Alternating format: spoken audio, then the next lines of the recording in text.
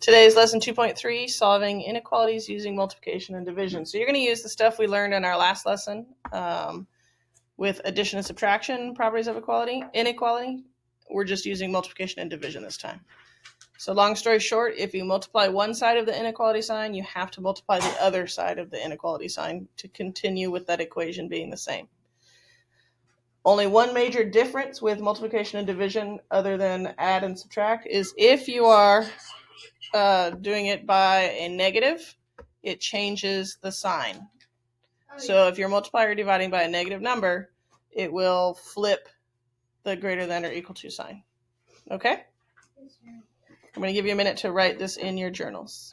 All right, so example 1, we haven't done anything yet. Example 1, put this in your journals. So we're going to solve both of these. So you have two examples here, two equations. And then we're going to graph it on a number line. So our first one, we're going to rewrite the inequality. Rewrite the inequality. X over 8 is greater than negative 5. And we're simplifying for x, so what would I do to simplify? Multiply by 8, because you do the opposite of whatever's here. So you're going to multiply both sides times 8. So it simplifies the left where there's just an x. What is 8 times negative 5? Negative 40. X is greater than negative 40. Wait. That's it. We're just simplifying. So it only flips the sign if you're multiplying it. If the one you're moving is a negative. Great question. Yeah, it only changes the sign, flips the sign, if you take a negative from one side to the other side. So if it was negative... If it was negative 8, you would flip the sign. Correct. Great question. Y'all are running into things today. All right, so let's graph it. So draw a little number line. Again, just a couple numbers on there. Doesn't have to put all of them. Where am I graphing at? At negative 40. Open or close circle? Open, because it is not equal to. Open circle. Which way am I shading? To the right. On the line. Oh. Let's change that habit. That makes me stressed. It makes me happy, which is the person grading your paper. So, all right, B. We have negative 24 is greater than or equal to 3x. We are simplifying for x. How would I simplify for x? What's my... Divide both sides by 3. So 3 divided by 3 simplifies that. Negative 24 divided by 3 is? Negative 8. So negative 8 is greater than or equal to x.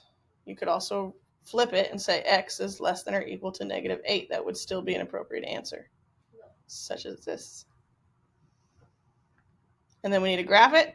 So where are we drawing our circle at? On the negative 8. Is it open or closed? Closed circle. And which way am I shading? To the left.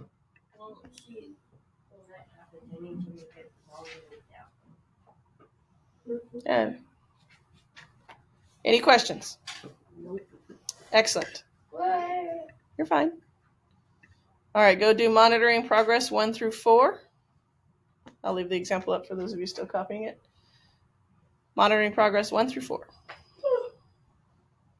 All right, the second core concept is the division version of this.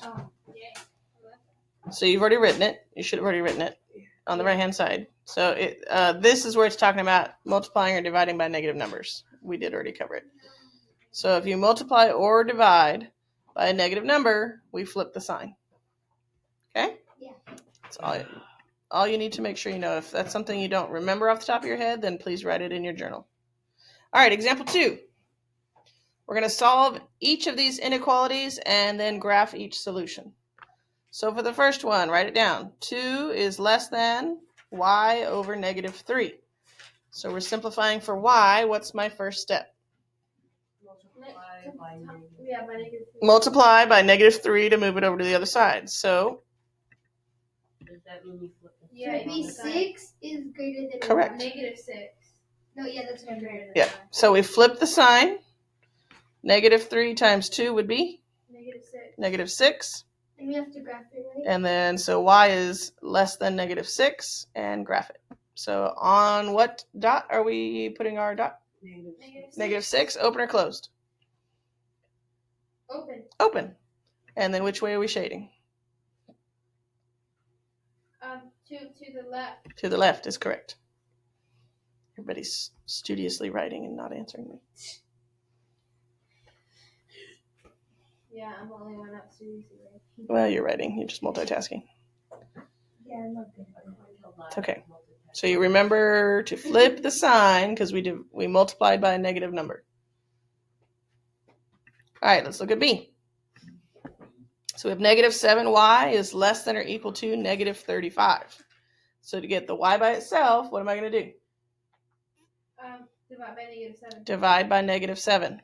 Both sides. Since I'm dividing by a negative number, You flip the sign. we flip the sign. If y is greater than or equal to negative 5. Greater than or equal to 5. Greater than or equal to positive 5. Yes, it's negative divided by a negative, which makes it a positive.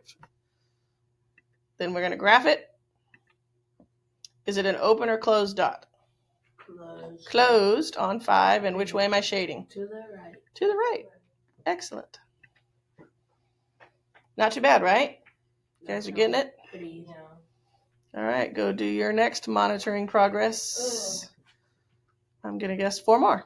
5 through 10. So 5 more. The last one's the thumbs up. So does it really count? Well, it's actually number 11. Yeah. Oh, is it? Yeah. All right, so 5 more. Go team, go.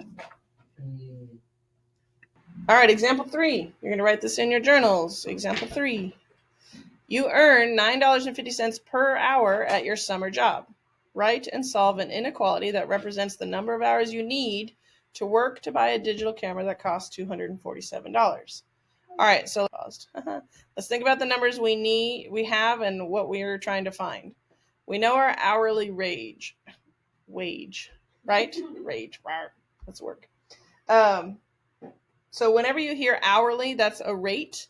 That is usually your first clue to that's going to be the number next to your variable. So 950x. Does that make sense? Mm-hmm. Then you hear a total amount that you're looking for. That's going to be on the other side of the inequality sign. So, for instance, we have our hourly wage times the number of hours we worked. Do we know how many hours we worked? No, we're trying to figure out how many we need to work so we can make money for the camera. The cost of the camera, and we need to make equal to or more than the amount of money, correct? So that's why you see a greater than or equal to sign.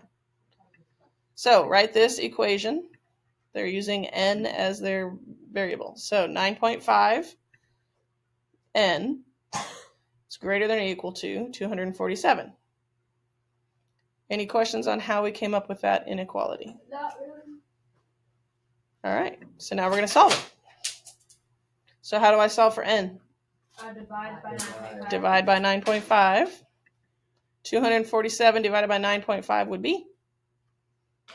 26. 26. That's all I have. So n has to be greater than or equal to 26. 26 what? Hours. So you need to work at least 26 hours for your gross pay to be 247. Now, if you have any payroll deductions like we do in real life, like Social Security and Medicare and all that stuff, you actually have to work more than 26 hours because they're going to take part of your check. So if you have an 8-hour work day, then you have to work about 3.25. Correct. Welcome to adulting. I don't want to. I don't like it. I don't like it. All right. You have 11 and 12, and I believe that's it. What was the answer again? 11 and 12, yep. So monitoring progress, 11 and 12. It was 26 hours.